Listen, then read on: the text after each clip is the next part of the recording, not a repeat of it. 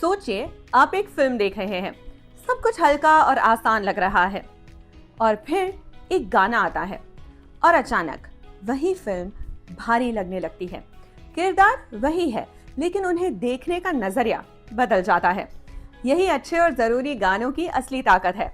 Indian cinema में गाने सिर्फ फिलर नहीं होते, कई बार कहानी को समझने की चाबी भी बन जाते हैं। आज हम बात करेंगे 7 ऐसी फिल्मों की जहां एक गाने ने पूरी कहानी की टोन बदल दी। यूं कहो कि ये गाने ही कहानी का टर्निंग पॉइंट बन जाते हैं। आइए देखते हैं ये इंटरेस्टिंग लिस्ट।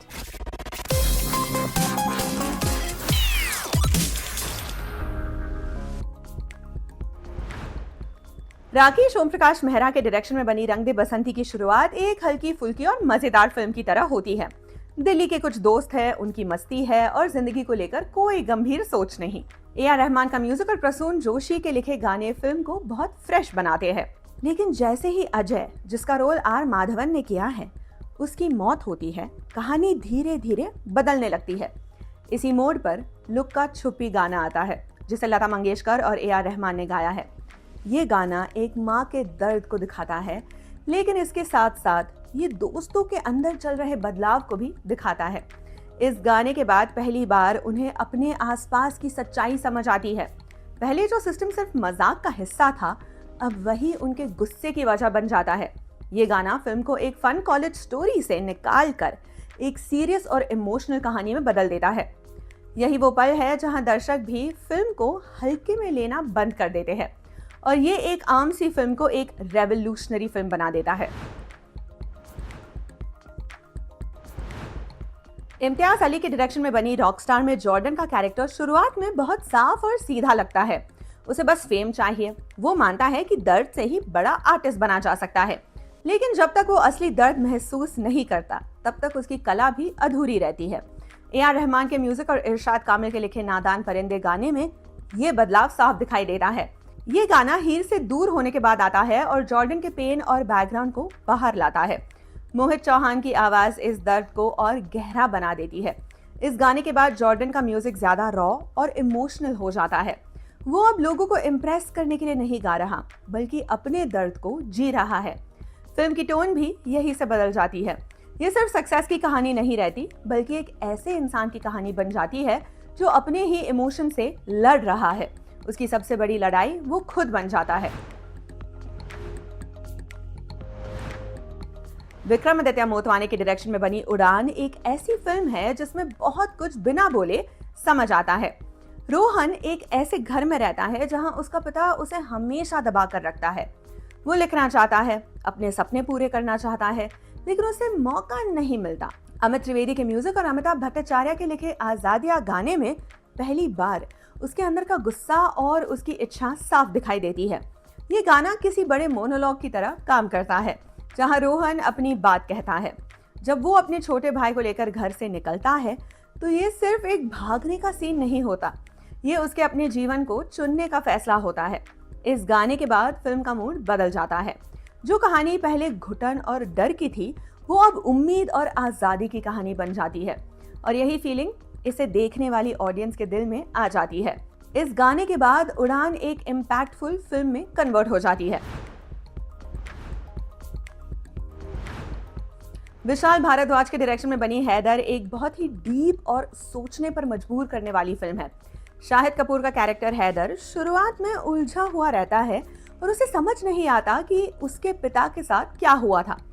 लेकिन बिस्मिल गाने में, जिसे गुलजार ने लिखा है और विशाल भारद्वाज ने म्यूजिक दिया है, इसी गाने से वो सच्चाई को समझता है। ये गाना एक स्टेज परफॉर्मेंस की तरह दिखाया गया है, लेकिन इसके अंदर पूरी कहानी छिपी होती है। ये तरीका शेक्सपियर की कहानी से लिया गया है, जहां सच को सीधे नहीं बल्कि एक्टिंग या परफॉर्मेंस के जरिए दिखाया जाता है। इस गाने के बाद हैदर का कैरेक्टर पूरी तरह बदल जाता है। अब वो सवाल नहीं पूछता, बल्कि बदला लेने के लिए तैयार हो जाता है। फिल्म की टोन भी यहाँ से और ज्यादा डार्क और खतरनाक हो जाती है। दर्शक भी समझ जाते हैं कि अब कहानी आसान नहीं रहने वाली। एक बेहतरीन गाना है बिस्मिल। संजय लीला बंसाली के डायरेक्शन में बनी देवदास एक बहुत इमोशनल और बड़ी फिल्म है। शाहरुख खान, ऐश्वर्या राय और माधुरी दीक्षित जैसे एक्टर्स इस कहानी को और मजबूत बनाते हैं। डोला रे डोला गाना, जिसका म्यूजिक इस्माइल दरबार ने दिया है और लिरिक्स नुसरत बद्र ने लिखे हैं, फिल्म का एक खास मोमेंट है। इस गाने में पहली बार पारो और चंद्रमुखी एक साथ नजर आती है। दोनों एक ही इंसान से प्यार करती है, लेकिन यहाँ उनके बीच जलन नहीं दिखती।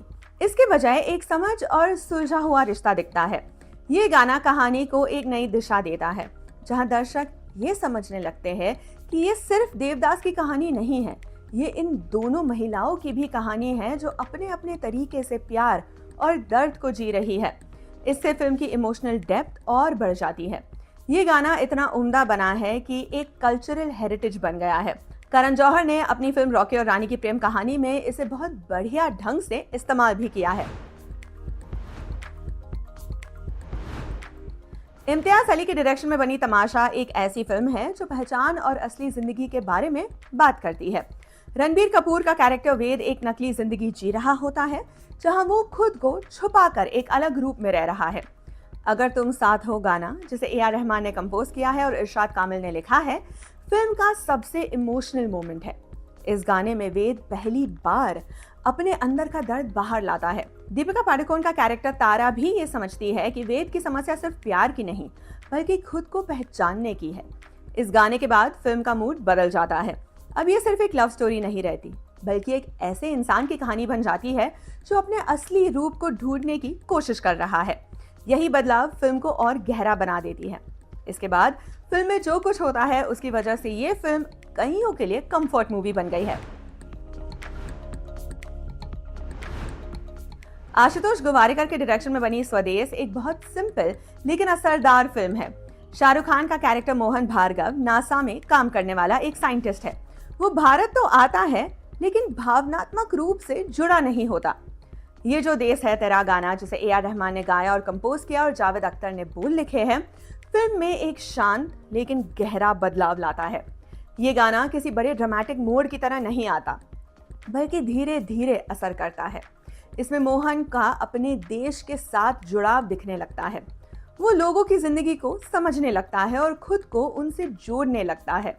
इस गाने के बाद उसका वापस रुकने का फैसला बहुत सच्चा लगता है। ये गाना फिल्म को एक आम सी कहानी से उठाकर एक जिम्मेदारी और बदलाव की कहानी बना देता है। इसके बाद मोहन भार्गव अपने मुल्क, अपने समाज से इमोशनली अटैच्ड होने लगता है। ये रहमान के करियर का बेहद शानदार गीत है। इन सभी फिल्मों को ध्यान से देखें तो एक बात साफ समझ आती है कि हमारे सिनेमा में गाने सिर्फ सजावट के लिए नहीं हो सकते। कई बार वही गाने कहानी का सबसे जरूरी हिस्सा बन जाते हैं। वो कैरेक्टर्स के अंदर छिपी भावनाओं को सामने लाते हैं, उनके फैसलों को समझाते हैं और कहानी का पूरा मूड बदल देते हैं। शायद यही वजह है कि कुछ गाने हमें सिर्फ अच्छे नहीं लगते, बल्कि लंबे समय तक याद रह जाते हैं। आप अब बताइए, आपके हिसाब से इनमें से सबसे असरदार गाना कौन सा था? क्या आपको भी कोई ऐसा गाना याद है जिसने पूरी फिल्म को देखने का नजरिया बदल दिया? कमेंट करके हमें ज़रूर बताइएगा। और आपको ये वीडियो पसंद आया तो लाइक, शेयर, कमेंट, सब्सक्राइब करिए ज़रूर। मिलते हैं अगले वीडियो में। आप देखते रहिए एम बोले तो।